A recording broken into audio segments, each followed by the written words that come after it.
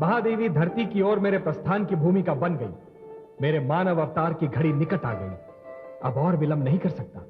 और मैं कमल नयन, आप मुझे एकाकी छोड़कर चले जाएंगे? और मैं क्षीर सागर की लहरें गिनती रह जाऊंगी?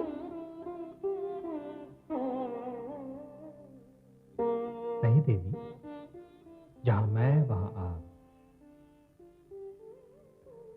हमारा बंधन तो अटूट है। हमारा वियोग क्षणिक है देवी, किंतु मिलन अनंत है। धरती पर आपके शुभागमन की विधि भी संपन्न होगी। आप शीघ्र ही धरती पर मुझसे मिलने आएंगी। हे कमल नयन, हे सर्वेश्वर, हे नीलकांत, आपको कोटि कोटि प्रणाम।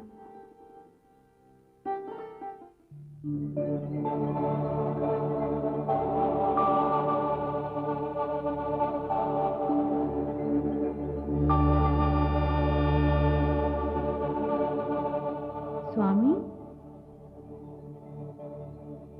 स्वामी, स्वामी, इतना व्यस्त तो मैंने आपको पहले कभी नहीं देखा स्वामी। भाग्य लेख लिखना तो आपका नित्य का कार्य है, परंतु आज किसका भाग्य लिख रहे हैं आप, जो आप स्वयं अपने ही लिखे में खो गए? आपको जो कष्ट हुआ उसके लिए मैं क्षमा चाहता हूं देवी, किंतु आपने सत्य ही कहा कि मैं स्वयं अपने लिखे में ही खोसा गया था। उसी का तो कारण जानना चाहती हूँ मैं। आज किसका भाग्य लिख रहे हैं आप? हे देवी, धरती पर 3 नारियां पुत्रों को जन्म देने वाली हैं।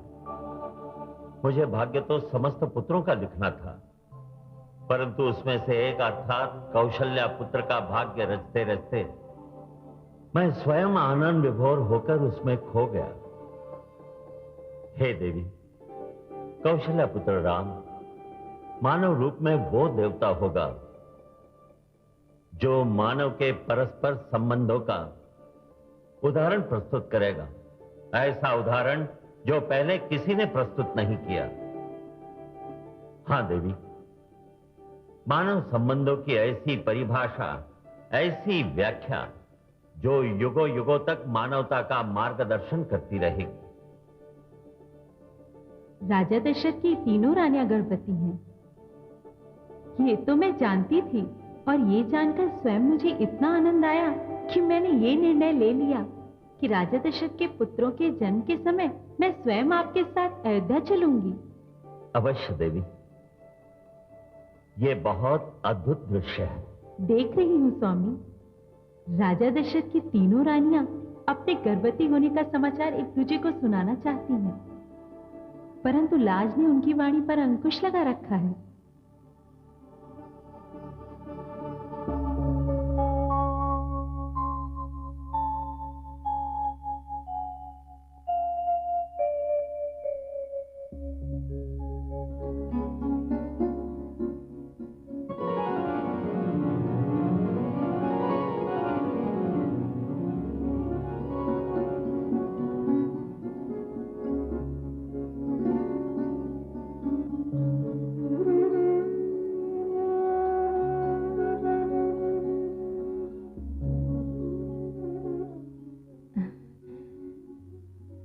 मैं समझ गई दीदी, दीप जलाने का अर्थ क्या है। आपकी अनुमति हो तो मैं भी एक दीप जलाऊं?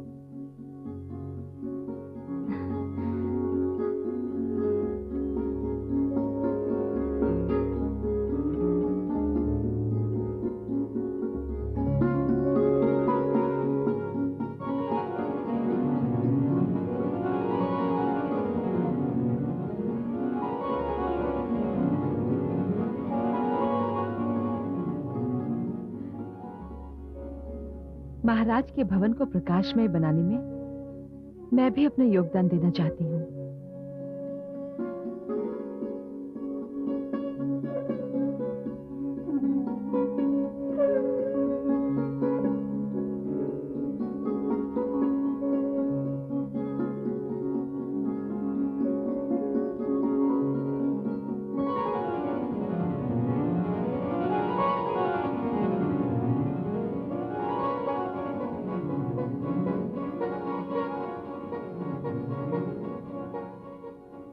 महारानी सुमित्रा, तनिक देखो तो सही, कैकई का मुख कैसा दमक रहा है।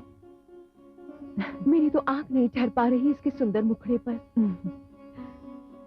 आप दोनों ये इसलिए कह रही हैं क्योंकि आपके नेत्र अपना अपना मुख नहीं देख सकते। मैं देख सकती हूँ कि आप दोनों के मुखड़े अपने अद्भुत प्रकाश से मुझे चकाचौंध किए दे रहे हैं।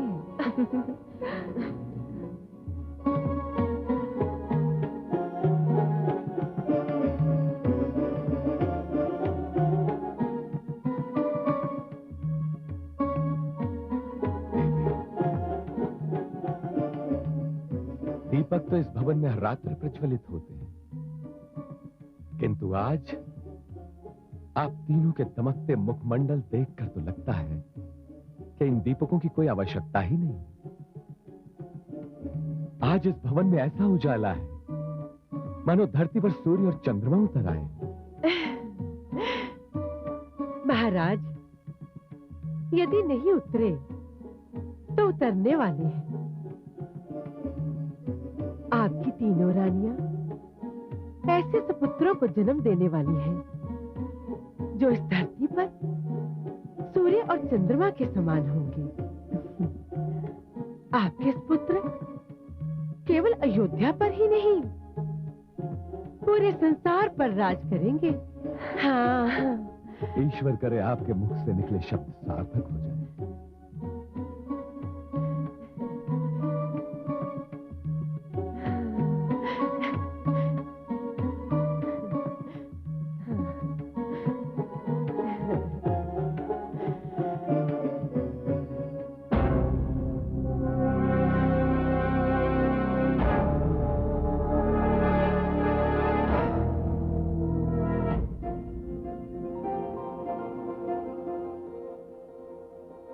कमल नयन, आपको इतना आनंद विभोर मैंने पहले कभी नहीं देखा। आज तो आप आनंद से झूम रहे हैं। हाँ महादेवी, धरती पर चैत्र मास का आगमन होने वाला है और पृथ्वी पर मेरे आगमन की प्रतीक्षा इसी चैत्र मास में होगी। मेरी मानव लीला का आरंभ होते ही आपको भी अपनी भूमिका निभाने के लिए धरती पर अवतरित होना पड़ेगा। तो मुझे भी उस क्षण की प्रतीक्षा करनी होगी जब राजा जनक अपने हाथों में हल थाम लेंगे।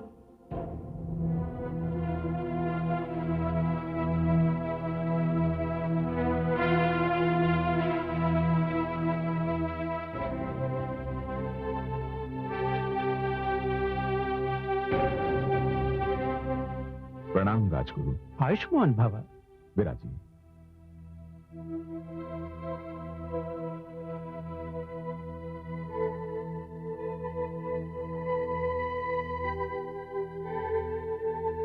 राजगुरु, मैं कब से प्रतीक्षा कर रहा हूं कि अपनी कृषक प्रजा के साथ मिलकर हल चलाऊंगा। कितने दिन बीत गए, परंतु अभी तक मेरे लिए हल का प्रबंध नहीं किया गया। इस विलंब का कारण क्या है राजगुरु? राजन, आपके लिए हल बनवाने का उत्तरदायित्व महामंत्री ने अपने कंधों पर लिया था और इसके लिए मिथिला के सर्वश्रेष्ठ शिल्पियों को भी बुलवाया था। मैं समझा नहीं राजगुरु, एक हल बनवाने के लिए श्रेष्ठ शिल्पियों की क्या आवश्यकता है?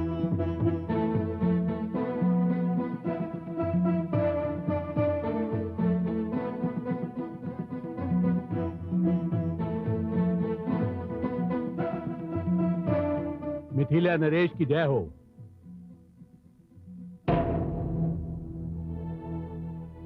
महामंत्री जी, ये क्या है? हल बनवाने में जो विलंब हुआ महाराज, उसके लिए मैं क्षमा चाहता हूँ। मुझे आपके लिए आपकी महिमा को ध्यान में रखकर यह हल बनवाना था। विलंब का यही कारण है महाराज। ये आप क्या परिहास कर रहे हैं महामंत्री जी? भला मैं ये स्वर्ण हल चलाऊंगा? आप राजा हैं, क्या आप साधारण किसानों की भांति साधारण हल चलाएंगे? धिक्कार है, धिक्कार है ऐसे राजा को जो अपने किसानों का दुख और उनकी दुर्दशा को भूलकर स्वयं ये सोने का हल चलाएगा। महामंत्री जी, जब तक मैं अपने राज्य के कृषकों के लिए ऐसा सोने का हल नहीं बनवा पाता, तब तक मैं स्वयं को भी इसका अधिकारी नहीं समझता। जाइए, जाइए और जाकर मेरे लिए भी उसी प्रकार का हल बनवाइए जो मेरे राज्य के कृषक चलाते हैं। जाइए। जो आज्ञा महाराज। चलिए।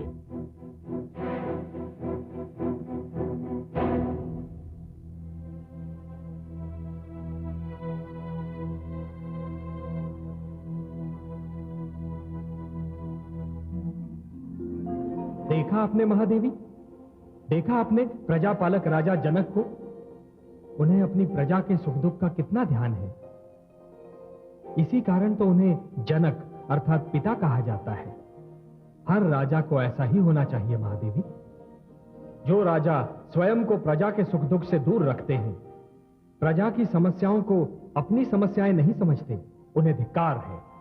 ये तो मेरे लिए बड़े गौरव का विषय है कि मिथिला नरेश मेरे भी जनक होंगे। महादेवी, उनके घर में जन्म लेकर आप उनका गौरव बढ़ाएंगी। देखिए महादेवी, धरती पर चैत्र की बयार लहरा रही है। शुक्ल पक्ष की बेला है।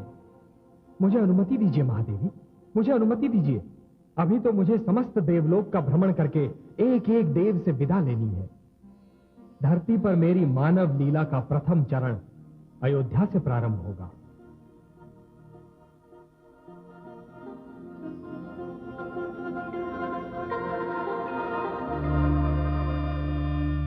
नारायण नारायण। हे लक्ष्मीपति, मैं पृथ्वी पर आपकी यात्रा का अभिनंदन करता हूं। आपने सिद्ध कर दिया कि आपको धरती और मानव के कल्याण की कितनी चिंता रहती है। हे जगदीश्वर, पृथ्वी वाले अज्ञान के अंधकार में आपको भूल सकते हैं, किंतु आप पृथ्वी को दिया हुआ अपना वचन नहीं भूल सकते।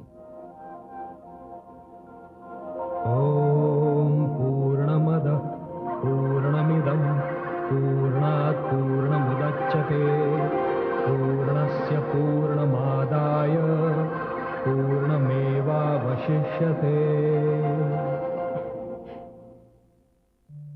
अब तो मेरी पुत्री को कोई कष्ट नहीं होगा। हाँ। पुत्री, देख, मैंने तेरे लिए औषधि बनाई है। इसका प्रयोग करने से तुम्हें तनिक भी प्रसव पीड़ा नहीं होगी। हाँ। धन्यवाद धाई माँ। आप मेरा कितना ध्यान रखती हैं। क्यों ना रखूं? माँ बनकर पाला है तुम्हें। वर्षों इन हाथों का झूला बनाकर झुलाया है तुम्हें। अपनी कोख से जन्म ना दिया तो क्या हुआ? तुम्हारे पोषण का कष्ट तो झेला है ना मैंने। ये लेप लगा ले। आपने दीदी कौशल्या और दीदी सुमित्रा को भी औषधि दी। क्यों दूं? उनके पास अपनी धाइयां है ना, वो दे देंगी। नहीं धाई माँ, वे दोनों मेरे लिए सगी बहनों के समान हैं। मेरे पास जो भी होगा वो मैं उनसे बांटूंगी। उन दोनों ने जो मुझे स्नेह दिया है वो मेरे जीवन का सबसे मूल्यवान धन है। इसीलिए तो मैंने महाराज के दिए हुए 2 वचन भी उनसे नहीं मांगे, जिससे हम तीनों बहनों में समानता बनी रहे। तू बहुत भोली है पुत्री। नहीं धाई माँ, यही मेरा कर्तव्य है। मैंने तो महाराज को भी अपने पास रुकने नहीं दिया, उन्हें दीदी कौशल्या के पास भेज दिया। आप ये लेप मेरी दोनों बहनों को भी दीजिए। जाती हूँ।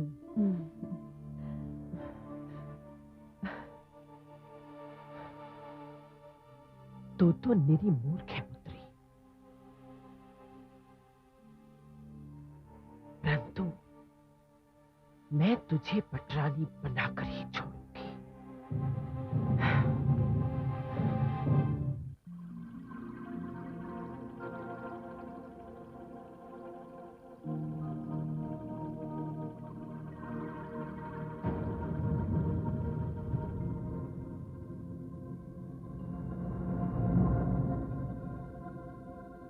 प्रणाम है आदि प्रजापति।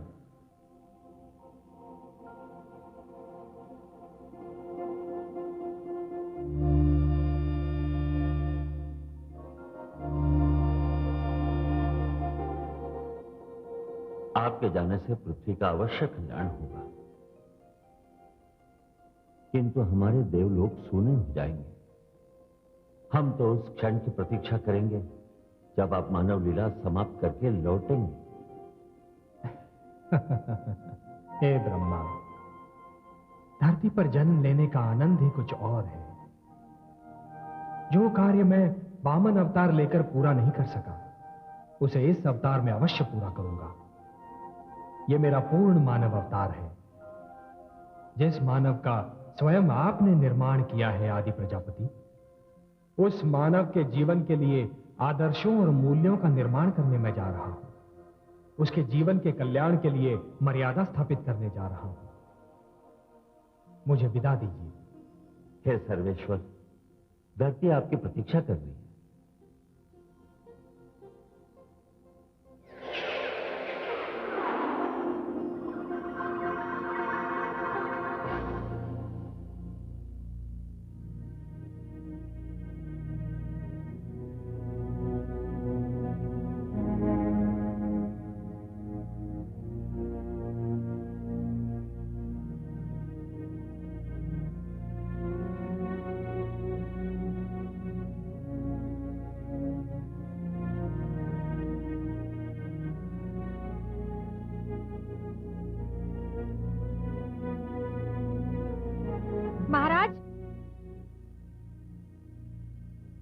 महाराज की जय हो। तीनों रानियों को प्रसव पीड़ा आरंभ हो रही है। बधाई हो महाराज, बधाई हो। बधाई हो महाराज, बधाई हो। अभी कुछ समय पूर्व ही जब मैं अपने आश्रम से आपके भवन की ओर आ रहा था, तो मैंने एक अद्भुत दृश्य देखा। मलय पवन डोलने लगा, उपवन में फूल खिलने लगे और मुरझाए हुए फूल भी निखरने लगे। अयोध्या के सारे उद्यान लहलहा उठे, आकाश मुस्कुराने लगा और सरयू की लहरें गीत गाने लगी। महाराज, राजन, ऐसा प्रतीत होता है जैसे आपकी रानियां संतान को नहीं, इतिहास को जन्म देने वाली है। इस समय तो मेरी केवल एक ही चिंता है गुरुदेव, कि जो होना है वो कुशलतापूर्वक हो जाए, शिशुओं और माताओं को कोई कष्ट ना हो और वे स्वस्थ रहें। तथास्तु, ऐसा ही होगा महाराज।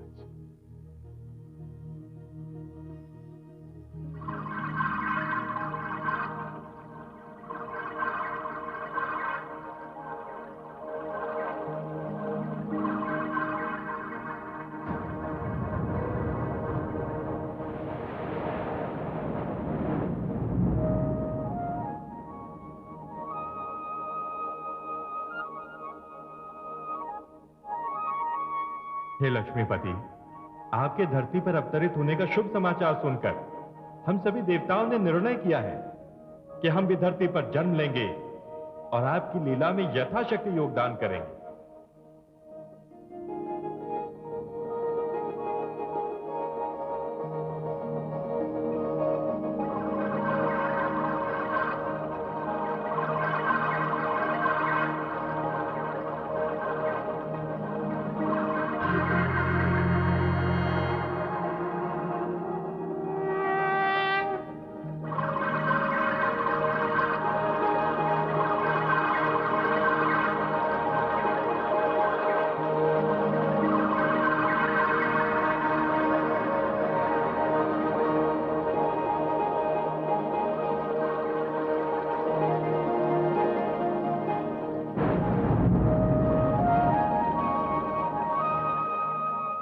प्रणाम श्रीहरि।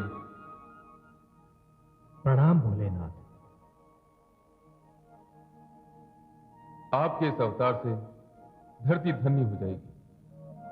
सारी अयोध्या नगरी पुष्पों से महक रही है, दीपों से जगमगा रही है। मैं भी आपके इस बाल रूप के स्वागत के लिए धरती पर आना चाहता हूं। आपके कार्यों में आपका सहयोगी बनना चाहता हूं, परंतु हे प्रभु, मैं ये निर्णय नहीं कर पा रहा हूं कि मुझे किस रूप में धरती पर आना चाहिए। आप ही मुझे परामर्श दीजिए। हे भोलेनाथ,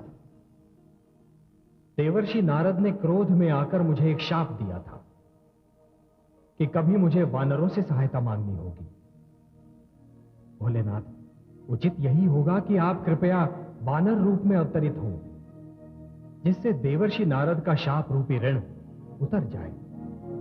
हे सर्वेश्वर, आपके इस मार्गदर्शन के लिए आपको कोटि कोटि धन्यवाद।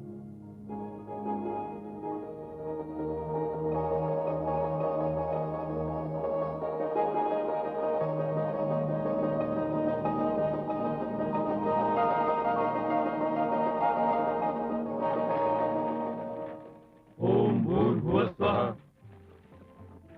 तत्सवितुर्वरेण्यं भर्गो देवस्य धीमहि धियो यो न प्रचोदयात्।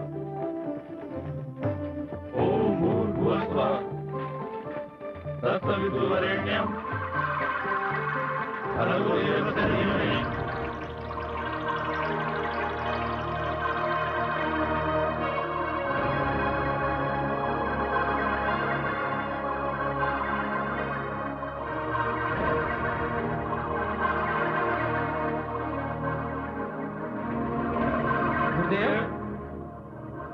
ये तो अद्भुत दृश्य है।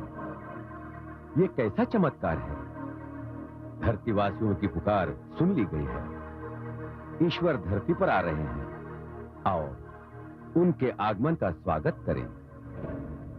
शांताकारं भुजगशयनं पद्मनाभं सुरेशं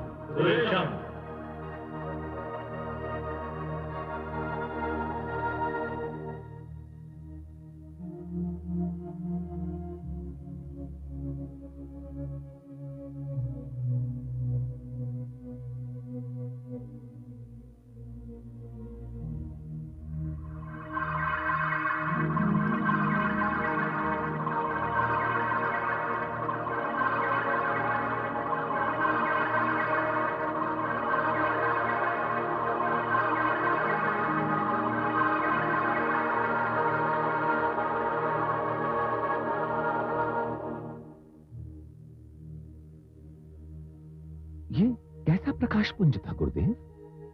आप लोगों ने देखा? हाँ हाँ महाराज, यह प्रकाश पुंज हमने भी देखा। राजन, ये तो शुभ संकेत है। आपके भवन में कोई महान आत्मा पधारी है। महाराज की जय हो, महाराज की जय हो। महाराज, पूरी अयोध्या नगरी आश्चर्यचकित है। सारे नगर ने आकाश मार्ग से एक बाल रूपी प्रकाश को राजभवन की ओर आते देखा है।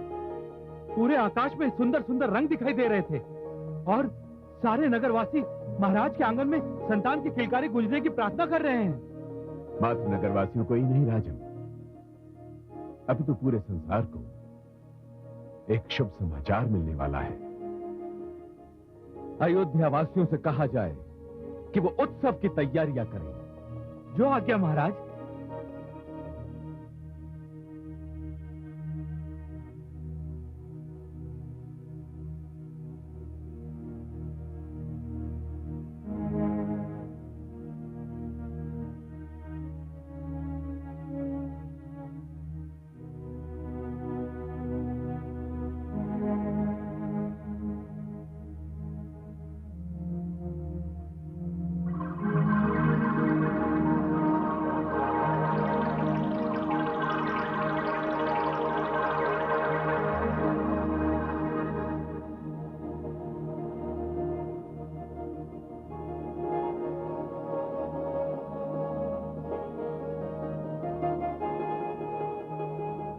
कौशल्या, यह मेरा परम सौभाग्य है कि मैं आप जैसी देवी की कोख से जन्म लेने वाला हूं। मैं मानव कल्याण हेतु धरती पर अवतरित हो रहा हूं माता, और आज मेरे हर्ष की कोई सीमा नहीं है। हे माता, ये तो आप स्वयं नहीं जानती कि आप देवी शतरूपा का अवतार है और मेरे पिताश्री स्वयं मनु हैं, जो इस बार महाराज दशरथ बनकर अवतरित हुए हैं। हे माता, मैं इस पृथ्वीलोक के प्रथम पुरुष और प्रथम नारी के घर जन्म ले रहा हूं और आपकी ममता और स्नेह के लिए तरस रहा हूं। हे माता कौशल्या, मैं आप दोनों के पुत्र के रूप में एक आदर्श पुत्र का उदाहरण स्थापित करूंगा और मर्यादा पुरुषोत्तम कहलाऊंगा। मेरा प्रणाम स्वीकार कीजिए माता।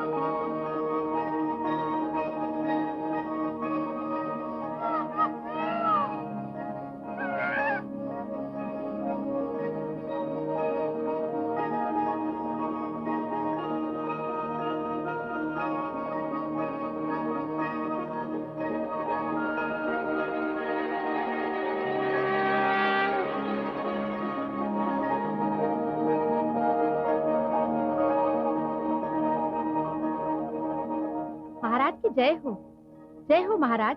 महारानी कौशल्या ने कमल समान पुत्र को जन्म दिया है। बधाई हो महाराज, बधाई हो, बधाई हो। हे महाराज, उनका कक्ष प्रकाश से दमक रहा है और सुगंध से महक रहा है। शीघ्र चलिए।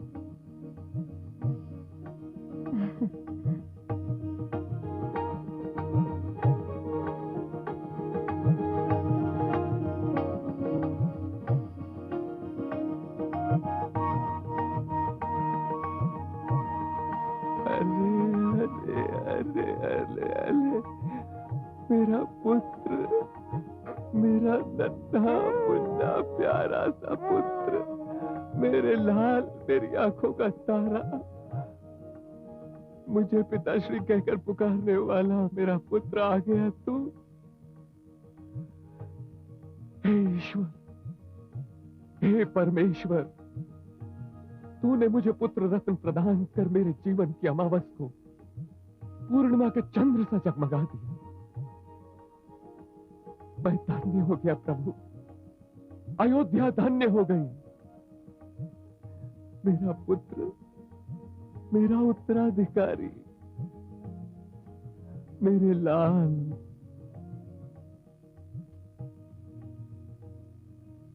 भय प्रगट कृपाला, दीन दयाला, कौशल्या हितकारी,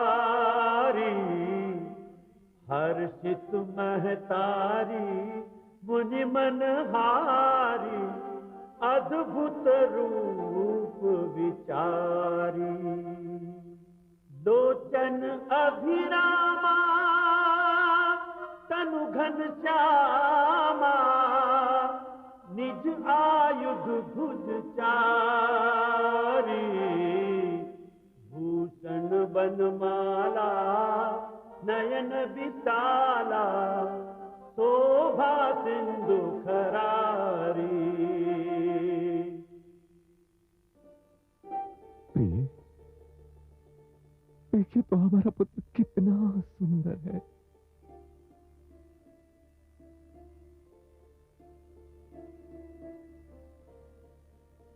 हमारी ज्येष्ठ रानी ने हमें ज्येष्ठ पुत्र भी प्रदान कर दिया।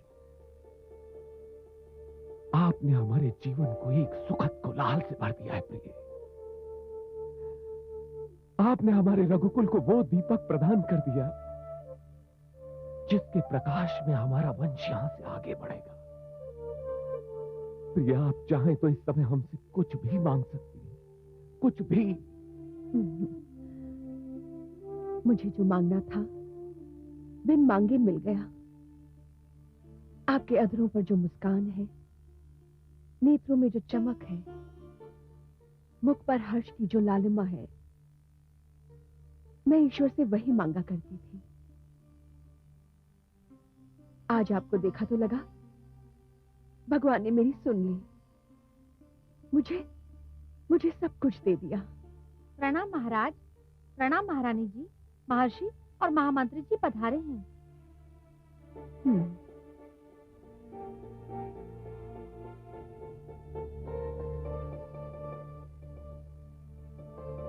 आइए गुरुदेव, आइए।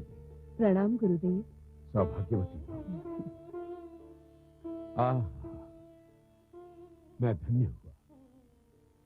राजन, इस बालक में मुझे यश, तेज, वीरता, धैर्य और मर्यादा की प्रतिष्ठा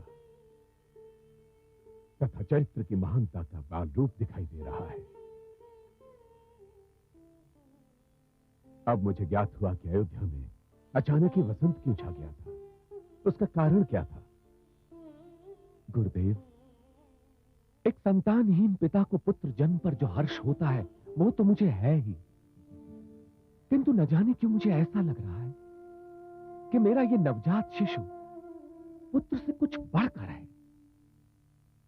कौन है ये समझने में मैं असमर्थ हूं। आपको समझने की आवश्यकता ही नहीं है राजन। ये बालक स्वयं समझा देगा कि ये कौन है, क्या है। गुरुदेव, मैं अपने इस पुत्र का कोई ऐसा नाम रखना चाहता हूं जिसे संसार कभी भूल न पाए। अवश्य राजन, आज चैत्र मास के शुक्ल पक्ष की नवमी तिथि है। पुनर्वसु नक्षत्र है और कर्क लग्न में राजमहिषी कौशल्या ने इस अनन्य बालक को जन्म दिया है। इसके स्वयं के ग्रह भी महान है। इस समय सूर्य, मंगल, गुरु, शुक्र, शनि, ये सभी ग्रह अपने उच्च स्थान पर हैं। आपके घर में साक्षात ब्रह्म ने जन्म लिया है राजन। इस बालक का नाम राम के अतिरिक्त और कोई हो ही नहीं सकता। राम।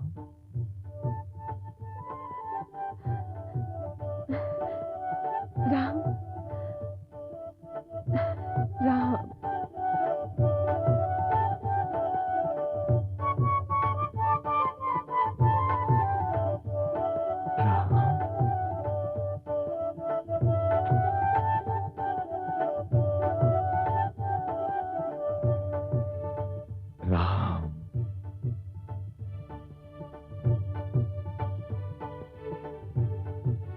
महामंत्री सुमंत, सारी अयोध्या में घोषणा करवा दीजिए कि हमारे घर रघुकुल के भविष्य ने जन्म ले लिया है। अयोध्या के भावी नरेश ने जन्म ले लिया है। राम ने जन्म ले लिया है।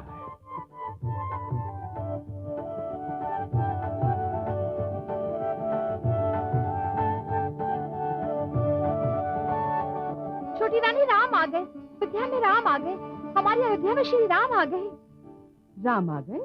हाँ छोटी रानी, बड़ी रानी ने सूर्य समान पुत्र को जन्म दिया है। अच्छा, सूर्य समान पुत्र? मूर्ख, दीपक को सूर्य कह रही है। सूर्य तो मेरी कैकेयी के गर्भ से उदय होगा।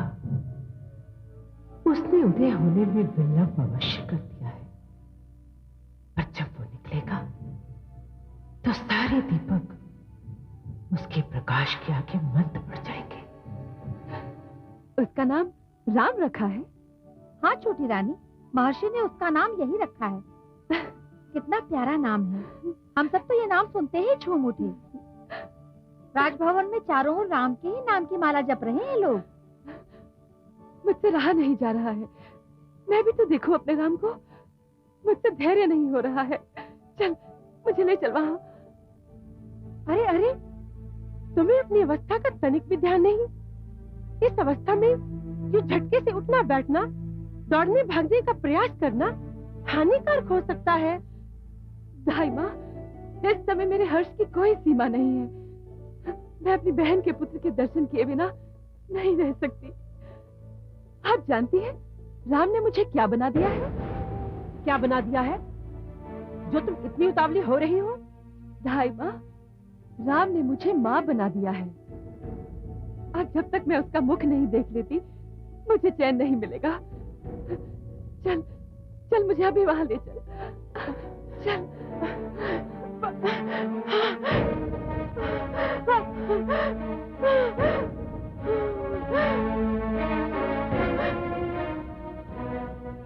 हे ईश्वर, तूने एक बार फिर मेरी प्रार्थना अनसुनी कर दी। मैं तेरे आगे कितना गिड़गिड़ाई कि सबसे पहले संतान मेरी पुत्री को ही देना, किंतु हर समय तुम मेरी प्रार्थना सुनते समय ही बहरा क्यों हो जाता है? परंतु मेरा नाम भी मंत्रा है, मंत्रा। मैं अपनी पुत्री को इस राजभवन में सर्वश्रेष्ठ स्थान दिलाए बिना हार नहीं मानूंगी। और एक दिन मैं ये करके दिखाऊंगी, करके दिखाऊंगी।